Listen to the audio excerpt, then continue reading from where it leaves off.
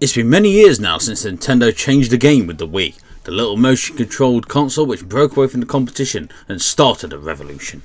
Its brilliantly compact design and approachable and accessible controller helped it open up gaming to a whole new audience, young and old alike. Despite its reputation as a casual or kiddie console, Nintendo Wii hosted a huge library of fantastic and varied titles, the best of which took advantage of its unique controller and provided opportunities for experiences that simply weren't being offered on other consoles. Here are 10 of the best games ever released for the Nintendo Wii. Today we look at 10 more of the best games ever released for the Nintendo Wii. Today we're looking at ranks 20 through 11 based on user ratings. Number 20, Kirby's Dream Collection Special Edition. User score 8.41 out of 10. The 20th anniversary collection of some of the most popular Kirby games ever. 2012's Kirby's Dream Collection Special Edition spans the Popple's debut on the Game Boy through its NES and SNES adventures and includes its Nintendo 64 outing. So that's Kirby's Dream Land, Dreamland 2, Adventure, Dreamland 3, Superstar and Kirby 64 The Crystal Shard in one very convenient package. Can't be a good shard. Convenient for Japanese and North American players, that is. It never saw the light of day in PAL regions. Number 19, Wii Sports. User score 8.41 out of 10. You played it, your mum played it, your granddad even played it. More importantly, everybody enjoyed it. Drawing people in with a gimmick is relatively easy, but Wii Sports managed to generally entertain entire families and give them video games together for an extended period of time, perhaps for the first time.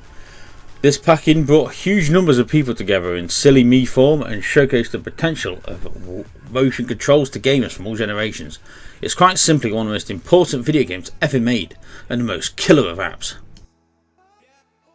Number 18, The Legend of Zelda Skyward Sword.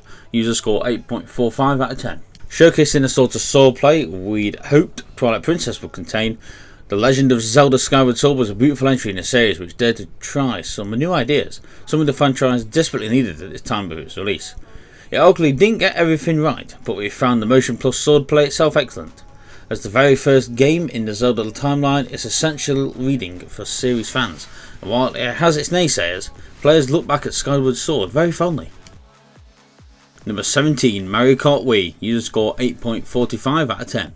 Following the online exploits of Mario Kart DS, it was almost a given that Mario Kart Wii would follow suit and include the ability to play against the world, and thankfully, despite the console's limited online capabilities, the experience was nothing short of stunning. From the outside, the Wii entry might have sacrificed some of the kart racing series' personality, but the online multiplayer with support for up to 12 players, optional motion controls and additional vehicles and characters helping make one of the most accessible entries in the series. It sold a staggering 37.14 million copies. Now that's a lot of cheddar. Number 16, Punch Out. User score 8.48 out of 10. Next Level Games managed to recapture all the character and energy of the original Punch Out, while adding a beautiful cel-shaded graphical style. With all the fighters from the NES game returning, the motion controls were cute, if a little hit and miss, but the option to play using the old school control style made this a truly excellent update of the classic boxer. Number 15, Rhythm Heaven Fever. User score 8.49 out of 10.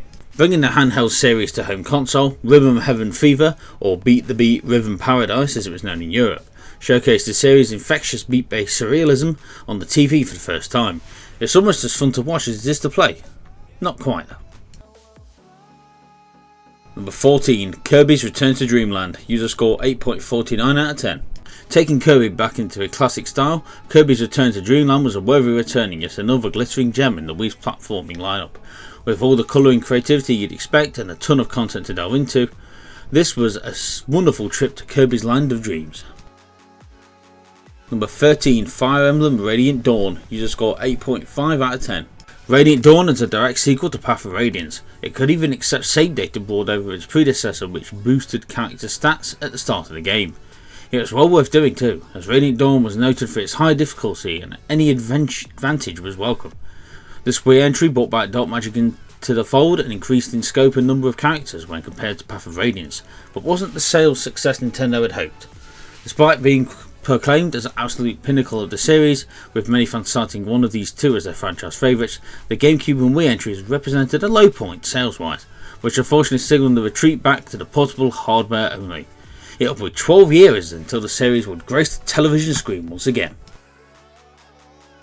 Number 12, Metroid Prime 3 Corruption. User score 8.52 out of 10. Introducing Wii Remote controls to the Metroid series, Metroid Prime 3 Corruption was an excellent conclusion to the trilogy. Well, until they released another one. A series of games that proved Samus could not only survive the jump into 3D first-person shooting, but absolutely flourish in that genre. Metroid Prime 3 Corruption has a separate disc, which subsequently rendered a little redundant with the release of the entire trilogy on one disc, but it's still a cracking shooter on its own. Number 11, Okami. User score 8.54 out of 10. This was arguably the game which proved that third parties had mastered the grammar of the 3D language Nintendo invented with Ocarina of Time.